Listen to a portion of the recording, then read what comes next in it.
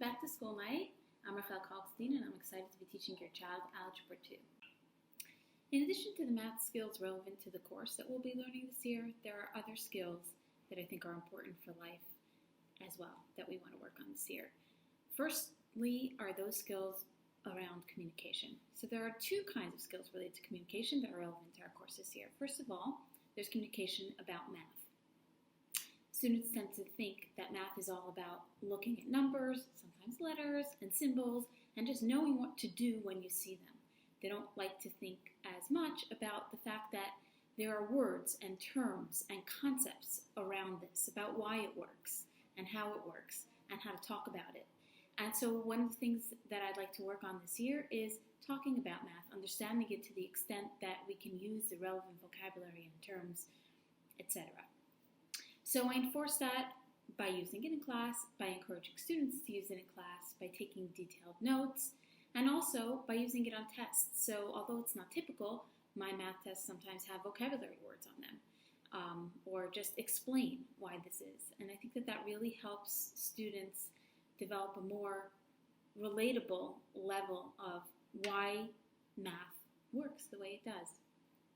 The other aspect of communication that's really important is communicating about areas that we're struggling with, or any other things that come up. I couldn't do my homework because I'm having trouble preparing for this test, I'll be absent, etc.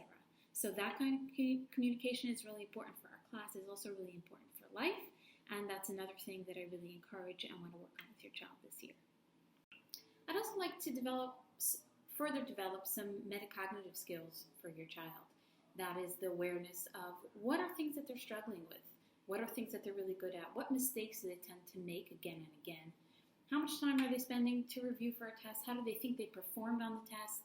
So those kinds of questions I want to fold into formative assessment kind of things, forms before or after an exam to find out what their thoughts are, where they see themselves, and as we're learning new material, to develop that sense of, these are the mistakes I tend to make, so how can I catch myself and not continue to make that mistake repeatedly? My grading system is a system of points, so every assignment, every test is worth a certain number of points depending on how big it is. Students that do their homework every night are going to do better because their homework grade is a significant part of their grade. If they're getting homework every single night and they're doing it consistently every night, they get a lot of points for that. On the other side, on the flip side, if a student is doing very well on tests but never does their homework, so even though their test performance is excellent, it's going to bring down their final grade because they aren't doing their homework. That kind of communication also really relates to taking responsibility, and that's another thing that's so important for our students to take responsibility for their work, to complete their work, and to take responsibility for the times that they can't or don't complete their work.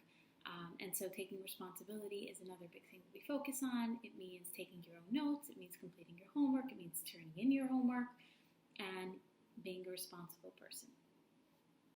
What can you do to help your child succeed in math this year? First of all, you can expect that they'll have homework every night. Sometimes that homework will be the traditional kind of math homework, just working out the problems in your notebook.